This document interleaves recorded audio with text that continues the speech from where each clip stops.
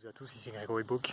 J'ai sorti récemment mon second livre, Renaissance, qui traite de la doctrine ethno-progressiste, c'est-à-dire ce qui va nous permettre, en tant que peuple, de sortir de la misère, sortir de la pauvreté, sortir de l'esclavage, donc vers lesquels nous nous dirigeons.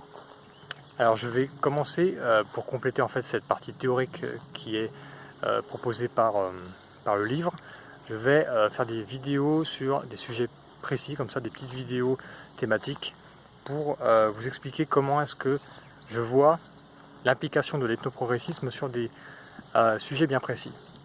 En l'occurrence, on va parler de l'écologie, de la nature. Alors, la nature est à la base de la vie des hommes, c'est-à-dire que grâce aux arbres qui font des feuilles, qui font des branches, qui meurent, etc., ce sont les arbres qui créent le sol. Ce sol devient fertile, on peut faire pousser des plantes dessus, les bêtes se nourrissent dessus, etc. On fait des légumes, des fruits. Et l'homme, en fait, peut exister. L'homme est littéralement constitué des éléments du sol. C'est-à-dire que votre matière physique est le résultat de tout ce que vous avez mangé, qui est le résultat de tout ce qui a grandi sur ce sol. Donc, la nature est à la base de la vie des hommes et des peuples. C'est pourquoi il faut la sacraliser. Et l'ethnoprogressisme, évidemment, qui a pour but de faire perpétuer l'ethnie le plus longtemps possible, le plus loin possible dans le futur, a à cœur cette préservation de la nature qui lui permet de survivre. Donc c'est pourquoi, en fait, on va sacraliser la nature, on va faire des parcs naturels, on va laisser environ un tiers de notre territoire en forêt pour permettre en fait cette création de sol, cette réserve de biodiversité, et aussi le fait de faire tomber la pluie, puisque les arbres, par les matières qu'ils émettent et par l'évaporation, permettent de faire tomber la pluie, même à l'intérieur des terres. Donc, l'arbre est à protéger, la nature en général est à protéger, puisque ce sont eux qui permettent la vie de l'ethnie. Le but, évidemment, c'est d'éviter des scénarios catastrophes de type bien commun, catastrophe des biens communs, c'est-à-dire que chaque personne va essayer d'optimiser son petit carré, chaque personne va utiliser une quantité incroyable d'arbres, de bois pour se chauffer, pour cuisiner, pour construire, et en fait on va assister à un défrichement massif, et ça va conduire à la désertification. Alors regardez ce qui se passe actuellement à Madagascar, là on est en juillet 2021, et bien Madagascar et le Brésil en fait se désertifient actuellement.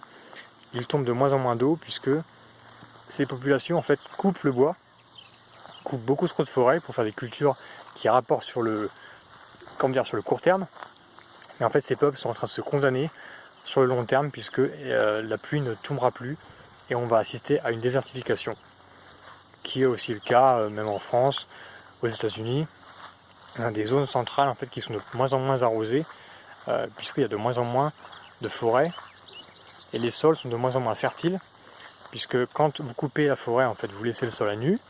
Le sol s'aridifie, c'est-à-dire que les éléments les plus fertiles partent dans les torrents quand il pleut, et à la fin, vous n'avez que du sable, vous n'avez que de la poussière, puisqu'il n'y a plus de matière organique pour lier le tout, et votre sol n'est plus fertile. Et donc vous avez des résultats comme le Sahara, comme l'Australie, qui pourraient très bien être des joyaux de verdure, hein.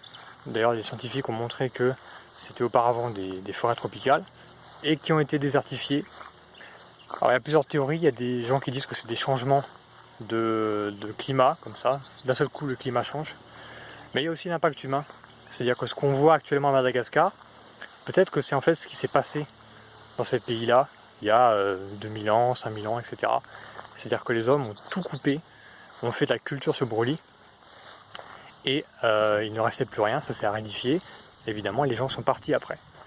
Et à la fin, on a des millions de réfugiés climatiques qui en fait vont dans d'autres pays qui, eux, ont su gérer leurs ressources, gérer leurs forêts, protéger leurs forêts, et qui répètent le même processus. Donc c'est pour ça que c'est important pour l'ethnoprogressisme d'être un pays homogène et de garder comme sacré cette nature, en punissant évidemment très fortement tous les comportements antinaturels, toutes les pollutions, tous les incendies volontaires, etc.